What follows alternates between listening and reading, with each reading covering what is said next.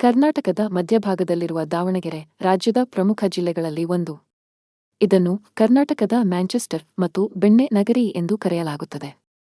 1997 August 15 ರಂದು ಚಿತ್ರದುರ್ಗ, ಶಿವಮೊಗ್ಗ ಮತ್ತು ಬಳ್ಳಾರಿ ಜಿಲ್ಲೆಗಳ ಕೆಲವು ಭಾಗಗಳನ್ನು ಸೇರಿಸಿ ಈ ಜಿಲ್ಲೆಯನ್ನು ರಚಿಸಲಾಯಿತು. ಒಂದು ಕಾಲದಲ್ಲಿ ಹತ್ತಿ ಗಿರಣಿಗಳಿಗೆ ಹೆಸರುವಾಸಿಯಾಗಿದ್ದರಿಂದ ಇದನ್ನು ಕರ್ನಾಟಕದ ಮ್ಯಾಂಚೆಸ್ಟರ್ ಎನ್ನಲಾಗುತ್ತಿತ್ತು. ಈಗ ಇದು ತನ್ನ ವಿಶಿಷ್ಟ ರುಚಿಯ ಬೆಣ್ಣೆ ದೋಸೆಗೆ ವಿಶ್ವದಾದ್ಯಂತ ಪ್ರಸಿದ್ಧಿಯಾಗಿದೆ. ಇದೊಂದು ಪ್ರಮುಖ ಶೈಕ್ಷಣಿಕ ಕೇಂದ್ರವಾಗಿದ್ದು, ದಾವಣಗೆರೆ ವಿಶ್ವವಿದ್ಯಾಲಯ ಹಾಗೂ ಅನೇಕ ವೈದ್ಯಕೀಯ ಮತ್ತು ತಾಂತ್ರಿಕ ಕಾಲೇಜುಗಳನ್ನು ಹೊಂದಿದೆ. ಇಲ್ಲಿನ ಸೂಳೆಕೆರೆ ಏಷ್ಯಾದಲ್ಲೇ 2ನೇ ಅತಿದೊಡ್ಡ ಮಾನವ ನಿರ್ಮಿತ ಕೆರೆಯಾಗಿದೆ. ಹರಿಹರದಲ್ಲಿ ತುಂಗಭದ್ರಾ ನದಿಯ ದಡದಲ್ಲಿರುವ ಪ್ರಸಿದ್ಧ ಹರಿಹರೇಶ್ವರ ದೇವಸ್ಥಾನವಿದೆ.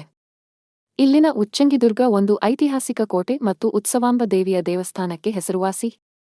ಸಂತೇಬೆನ್ನೂರು, ಇಲ್ಲಿನ ಸುಂದರವಾದ ಪುಷ್ಕರಣಿ ಮತ್ತು ಇಸ್ಲಾಂ ಗೋಪುರಗಳು ವಾಸ್ತುಶಿಲ್ಪಕ್ಕೆ ಸಾಕ್ಷಿಯಾಗಿವೆ.